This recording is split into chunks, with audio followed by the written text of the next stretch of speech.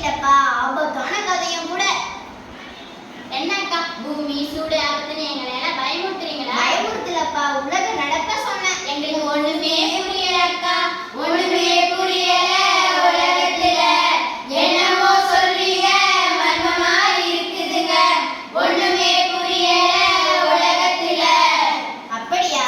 தெளிவா சொல்றேன், கேட்டுக்கோங்க. 20ஆம் நூற்றாண்டுக்கு நடுவுல நிலம், கடல் இவற்றுக்கு மேலே காணப்படும் காற்று மண்டலத்தில் சராசரி வெப்பநிலை கூடி இருப்பதோட தொடர்ந்து அதிகரிச்சுக்கிட்டே வந்தது. இதைத்தான் பூமி சூடாதல்னு சொல்றாங்க. அப்படியா அக்கா? புவி வெப்பமடைவதால் என்னென்ன ஆபத்து ஏற்படும்? அப்படி கேளு. இதனால கடல் மட்டம் மிக மிக உயரும், பாலைவன பகுதிகள் விரிவடைதல், எரிமலை வெடிப்புகள், பனியாறுகள் துருவங்களை நோக்கி பின்வாங்குதல் போன்ற ஆபத்துகள் ஏற்படுது.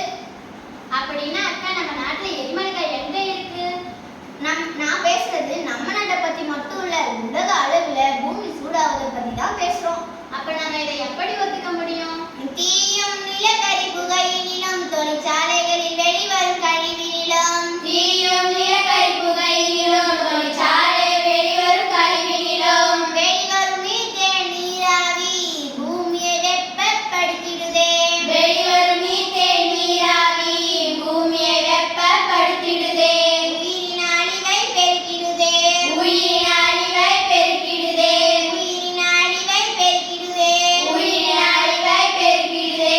என்ன, உயிரினங்கள் கூட அழிஞ்சு போகுதா? ஆமாப்பா, பூமி வெப்பமடைவதால சீரற்ற தட்பவெப்பநிலை மாற்றங்கள், ஓசோன் மண்டல ஓட்டை, விவசாயத்தில் பல மாற்றங்கள் ஏற்படுது. என்ன சொல்றீங்க? தொழிற்சாலை புகையிலிருந்து வெளிவரும் CO2 எனப்படும் கரியமில வாயு தாவரங்களுக்கு ஸ்டார்ச் எனும் உணவுப் பொருளை தயாரிக்கிறது நீங்களே சொல்லியிருக்கீங்களே. ஆமாப்பா, அதே CO2 மீத்தேன் நைட்ராக்சைடு பூமி குளிரூட்டவும் பயன்படுது.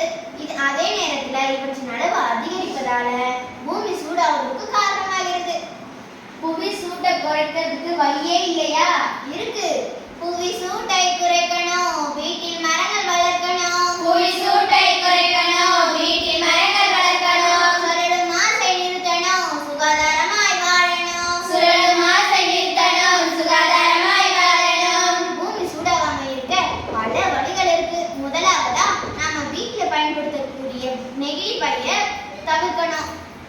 வீட்டுல எரிவிக்கக்கூடிய குண்டு பல்பை பயன்படுத்தாம புலன் விளக்க பயன்படுத்தலாம்.